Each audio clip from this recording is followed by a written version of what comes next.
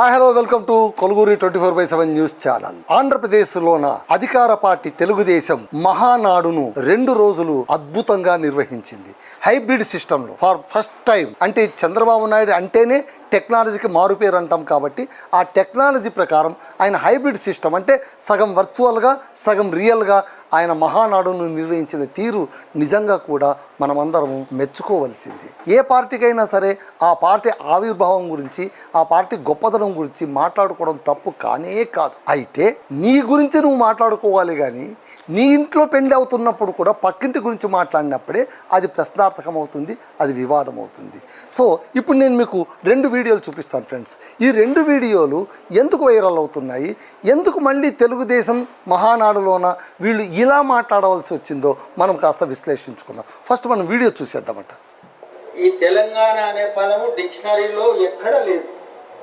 ఆంధ్ర అని కానీ ఆంధ్రకు కొన్ని పదాలు ఉన్నాయి, తెలంగాణకు డిక్షనరీలో లేదు. వినండి, బాగా వినండి. కానీ కొంతమంది స్వార్థపరులు ప్రాంతీయ భేదాలు తెచ్చి అనేక మంది కష్టపడే వాళ్ళ జీవితాల్లో మన్ను పోసింది తెలంగాణలో. We want what is happening in Andhra Pradesh.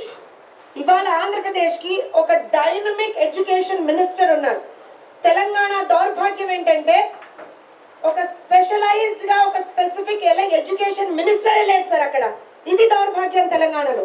ఇవాళ ఆంధ్రప్రదేశ్ లో ఒక డైనమిక్ ఎడ్యుకేషన్ మినిస్టర్ ఉండి ఒక రోడ్ మ్యాప్ క్రియేట్ చేశారు, ఒక ఇకో సిస్టమ్ క్రియేట్ చేశారు, స్కిల్ ఇకో సిస్టమ్ క్రియేట్ చేశారు. లోకేష్ గారి ఆలోచన చాలా స్పష్టంగా ఉంది. ఆంధ్రప్రదేశ్ కి స్కూల్ కేవలం బోధించకూడదు, స్కూల్ విద్యార్థులని ప్రిపేర్ చేయాలి. ఇవి 2 చూశారు కదా, మీకేమనిపిస్తుంది చెప్పండి.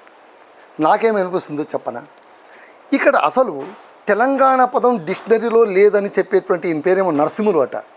దురదృష్టం కొద్దీ ఈయన మహబూబ్ నగర్ జిల్లా అని మాకు తెలుస్తుంది. మళ్ళీ ఈ పెద్ద మనిషి డిక్షనరీలో లేదని చెప్తున్నారు.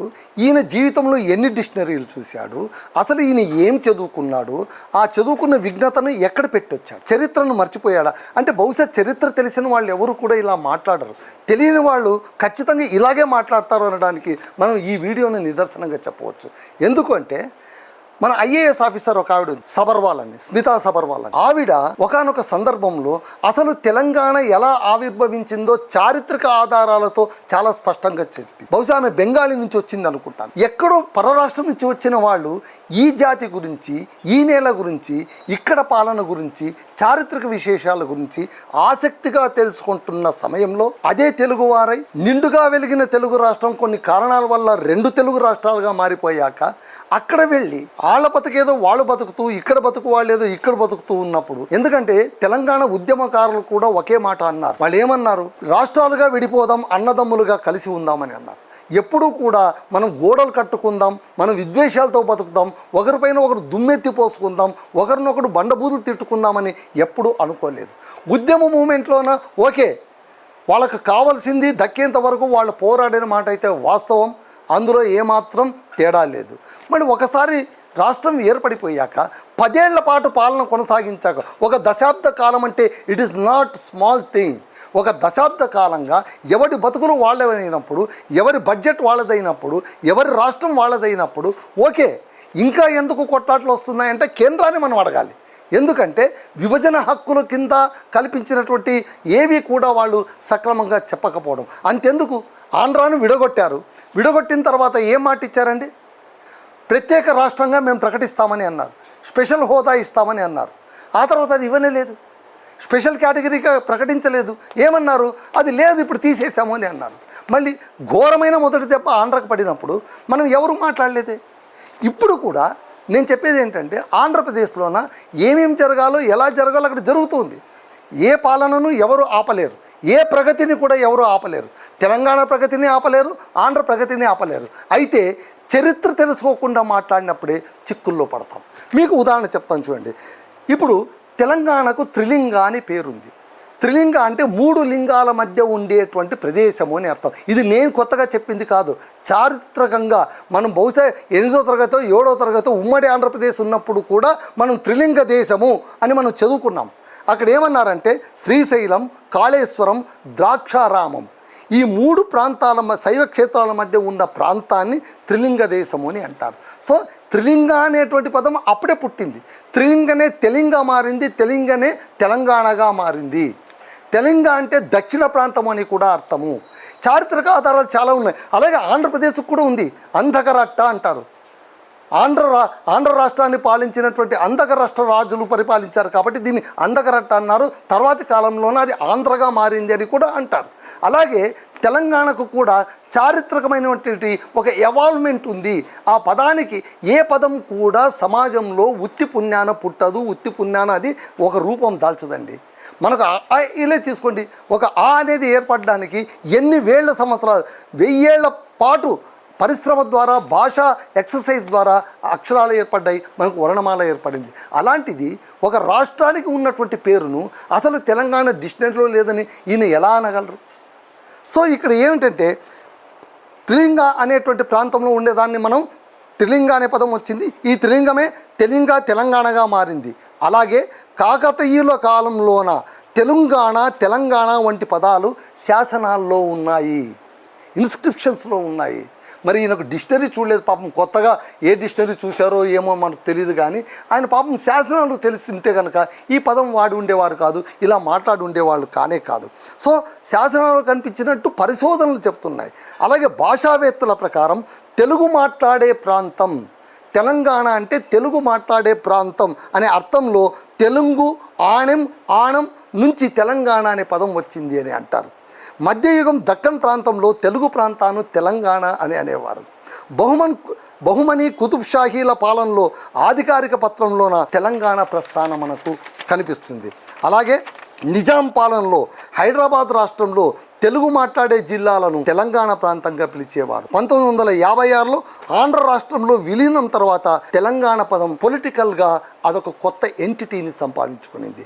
2014 జూన్ 2న తెలంగాణ అధికార రాష్ట్రంగా విడిపోయింది. ఈ క్రమమంతా ఉన్నప్పుడు మనం అదాటున ఏమీ తెలియకుండా, ఏమీ తెలుసుకోకుండా, ఏమీ అర్థం కాకుండా తెలంగాణ పదం డిక్షనరీలోనే లేదు, అసలు ఎలా పుట్టిందో ఏమో, ఎందుకు పుట్టిందో ఏమో, ఇవన్నీ మనకెందుకు? మీరు వెళ్ళింది మహానాడులోన చంద్రబాబు నాయుడిని పొగడండి, ఎవరు వద్దనరు. నారా లోకేష్ బాబు గారిని పొగడండి, ఎవరు వద్దనరు. ఆంధ్రప్రదేశ్ని పొగడండి, ఎవరు వద్దనరు. మళ్ళీ పని కట్టుకొని మీరు తెలంగాణ ప్రస్తావన ఎందుకు తీసుకురావాల్సి వచ్చింది? పైగా మీ అధినేత చంద్రబాబు నాయుడు నాకు ఆంధ్రప్రదేశ్ తెలంగాణ 2 కళ్ళ లాంటివి అని 2 కళ్ళ సిద్ధాంతం చెప్పినటువంటి మొట్టమొదటి రాజకీయవేత్త కదా. ఆయనేం తెలంగాణ ఆంధ్రప్రదేశ్ వద్దని చెప్పలేదు. మీకు తెలుసో తెలియదో, తెలంగాణ రాష్ట్రం ప్రకటించిన రోజున ఆయన నోటి వెంట వచ్చిన మొట్టమొదటి మాట ఏంటంటే, మా ఆంధ్రప్రదేశ్ నిర్మాణానికి మళ్ళీ మేము దీన్ని నిర్మించుకోవడానికి లక్షల కోట్ల నిధులు కావాలని చెప్పినటువంటి దూరదృష్టి ఉన్నటువంటి రాజకీయవేత్తగా కూడా మనం అతన్ని గుర్తించవచ్చు. మళ్ళీ అలాంటప్పుడు తెలంగాణ వివాదం ఇప్పుడెందుకు నెత్తుకోవాలి? మళ్ళీ ఎందుకు కొన్ని మనం అదే పనిగా చిక్కుల్లో పడిపోవాలి? ఇది ఒక వివాదం. ఆ తర్వాత ఇంకొక ఆవిడ మాట్లాడింది, అది ఇంకా డేంజరస్ వర్డ్. ఆంధ్రప్రదేశ్ విద్యాశాఖ మంత్రి ఉన్నారు, తెలంగాణలోనే విద్యాశాఖ మంత్రి లేరు, అది ముఖ్యమంత్రి ఇలాకాలోనే ఉంది. దానికి ఒక మంత్రి లేరు అంటే విద్యా వ్యవస్థ ఇక్కడ ఆగిపోయిందా? స్తంభించిపోయిందా? ఏమీ జరగట్లేదా? స్కూళ్ళన్నీ బంద్ అయిపోయాయా? మొత్తం అంతా కూడా పెట్ట సర్దుకుని అంతా కూడా మూలలో పెట్టేశారా? అది కాదు కదా, వ్యవస్థ నడుస్తుంది కదా. ఒక మంత్రి లేకపోయినంత మాత్రాన ఆ ఇలాకా మొత్తం కుంటుపడిపోయిందా? అలా కుంటుపడిపోతే ఈ పాటికి తెలంగాణలోనే ఈ 2.5 ఏళ్ల కాలంలోన మళ్ళీ విద్యా వ్యవస్థ ఏమైపోయి ఉండాలి? ప్రజలందరూ రోడ్డు ఎక్కాల్సి వచ్చింది కదా, ప్రజలందరూ నినాదాలు చేయాల్సి వచ్చేది కదా. మళ్ళీ ఎవరు అలా చేయలేదు కదా. మళ్ళీ ఇది మనం ఆలోచించాలి. అది నేను చెప్పేది, రాజకీయాల్లోన మనకు అభిమానం ఉండొచ్చు, దురభిమానం ఉండొద్దు, ఎవరికైనా వర్తిస్తుంది ఇది. కాబట్టి ఒకరిని పొగడ్డం ఎప్పుడూ తప్పు కాదు, ఒకరిని భుజాన్ని ఎత్తుకోవడం ఎప్పుడూ తప్పు కాదు. మీ నేతను పొగడ్డం మీ ధర్మం, మీ అభిమానం మీరు చాటుకోవడం ఎందుకు, అది అనువైన వేదిక. మహానాడులో కాకపోతే ఇంకెక్కడ మాట్లాడతారు? ఖచ్చితంగా మీరు మాట్లాడండి, ఎవరు మిమ్మల్ని వద్దనరు, ప్రశంసిస్తారు కూడా. అయితే అక్కడ మీరు వేరే ప్రాంతాన్ని గురించి పోని మీరు మాట్లాడింది ఎవరి గురించి అండి? అలాగనుకున్న పోని తెలంగాణ గురించి మాట్లాడితే కనుక అక్కడ ఉండే వాళ్ళు చప్పట్లు కొడతారని మీరు మాట్లాడారేమో, ఓకే, లెట్ ఇట్ బి. అయితే తెలంగాణలో ఇప్పుడు ముఖ్యమంత్రి ఎవరు? రేవంత్ రెడ్డి గారు.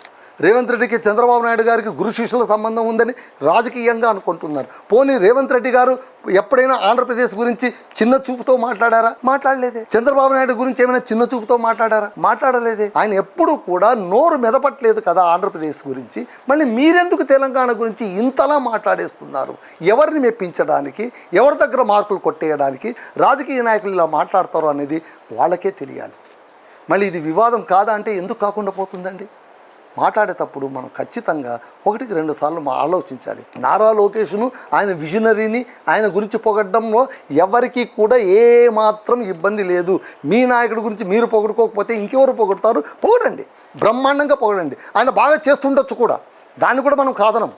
అయితే ఇక్కడ వచ్చిన వివాదం, వచ్చిన చిక్కెల్ల ఏంటంటే తెలంగాణ గురించి ఎందుకు మీరు లేవనెత్తుతున్నారు? ఒక అతనేమో తెలంగాణ నుంచి వెళ్ళగొట్టిండు, అక్రమంగా నోట్లో మన్ను పోసిండ్రు అని అంటారు. ఇంకా ఎంతకాలం అయ్యా? అన్నదమ్ములు విడిపోయి 10 ఏళ్ళు అయిపోయి ఎవడిల్లు వాళ్ళు కట్టుకొని ఎవడు సంసారాలు వాడు చేసుకుంటున్నప్పుడు ఇంకా కూడా మీరు మాకు అన్యాయం జరిగింది, మాకు మీ అన్యాయాన్ని ఎవడు తీర్చాలి? ఇప్పుడు తెలంగాణ కాదు కదా తీర్చాల్సింది. మీ అన్యాయం తీర్చాలంటే కేంద్రం తీర్చాలి. మీరు ఇప్పుడు కూటమి ప్రభుత్వం కదా ఉండేది. నరేంద్ర మోడీ గారు మీకు కావాల్సిన వాళ్ళు కదా మీ నాయకుడికి. ఆయన అడగండి, ఇంకా కొన్ని వేల కోట్లు మాకు ఇవ్వండి అని. ఆల్రెడీ ఇచ్చేస్తున్నారు, ఎన్నో నిధులు ఇస్తున్నారు. ఇచ్చిన నిధులని అమరావతికి పెడుతున్నారు, కొత్త రాజధాని నిర్మాణం చేస్తున్నారు, మరి ఏఐ సిటీ ఒకటి ఏర్పాటు చేస్తామంటున్నారు, డేటా సెంటర్లు ఏర్పాటు చేస్తున్నామన్నారు, ఆంధ్రప్రదేశ్కు జీవాలు నింపుతున్నామని మీరు అందరూ ఇంత గొప్పగా చెప్పుకుంటున్నప్పుడు మళ్ళీ ఇంక ఎక్కడ ఈ లోటుపాటు వచ్చిందని మీరు ఇంత చిన్న మాటలు మాట్లాడాలి, ఇంత పేద మాటలు మాట్లాడాలి? కాబట్టి ఇవన్నీ అనవసరం అండి, ఇవన్నీ మాట్లాడాల్సిన అవసరం లేదు. ఎవరి రాష్ట్రాన్ని వాళ్ళు చూసుకోవాలి. ఎక్కడుండే నాయకులు అక్కడ మాట్లాడితే బాగుంటుంది. ఏ గూటి చిలుకకు ఆ గూటి పలికే అందంగా ఉంటుంది. కానీ పక్క గూటి గురించి మనం ఆలోచిస్తున్న కొద్దీ మనకు ఇబ్బందులు ఎదురవుతాయే తప్ప ఇందులో పెద్దగా వచ్చే ప్రయోజనం ఏమీ లేదని అందరి అభిప్రాయం. మళ్ళీ మీరేమంటారో చెప్పండి. That's all.